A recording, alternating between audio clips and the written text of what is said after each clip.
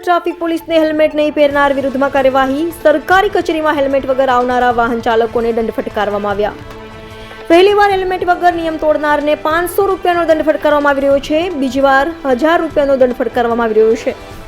Helmet પહેરીને આવનારને ગુલાબનું ફૂલ આપી સ્વાગત કરવામાં આવી રહ્યું છે। આવનારી 15મીએ રાજ્યમાં ફરજિયાત હેલ્મેટનો કાયદો। રિપોર્ટર નૈતિક રેશમવાળા, સુરત।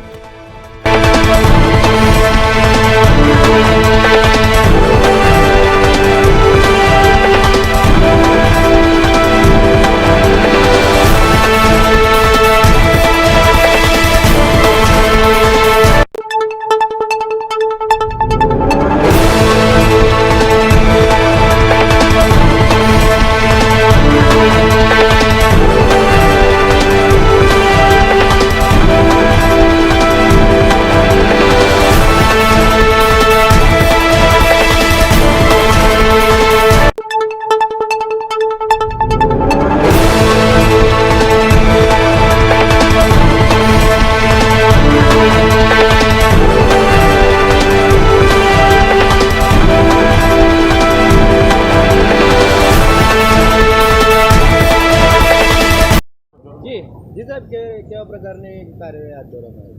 અમારા ગુજરાતના ડીજીપી શ્રી વિકાસ સહાય સાહેબ દ્વારા જે પરિપત્ર કરવામાં આવેલો છે એ પરિપત્રની અમલવારી માટે આજરોજ અમારા પોલીસ કમિશનર શ્રી અનુપમસિંહ ગેહલોત સાહેબ, અમારા ડીસીપી અમિતા વનાણી સાહેબ અને અમારા એસીપી શ્રી ટંડેલ સાહેબે અમને કલેક્ટર ઓફિસ ખાતે જે સરકારી કર્મચારીઓ હેલ્મેટ વગરના આવે છે એની સામે દંડનીય કાર્યવાહી કરવા માટેની સૂચનાઓ અમને આજરોજ મળેલી હતી, જેમાં અમારી ટીમ સાથે કલેક્ટર ઓફિસ ખાતે સવારથી હાજર છીએ અને જે લોકો ખરેખર હેલ્મેટ પહેરીને આવે છે એનું અમે પુષ્પથી સ્વાગત પણ કરીએ છીએ અને જે લોકો હેલ્મેટ વગર આવે છે એમની સામે દંડનીય કાર્યવાહી ઓનલાઈન એમની વિરુદ્ધમાં મેમોની કાર્યવાહી ચાલુ છે। સુરત શહેરની તમામ સરકારી કચેરીઓ ખાતે આજે પોલીસ અલગ અલગ ટીમો બનાવીને હાજર છે અને કોઈ પણ સરકારી કર્મચારી હેલ્મેટ નહીં પહેરે તો તમામ વિરુદ્ધ દંડનીય કાર્યવાહી કરવામાં આવશે।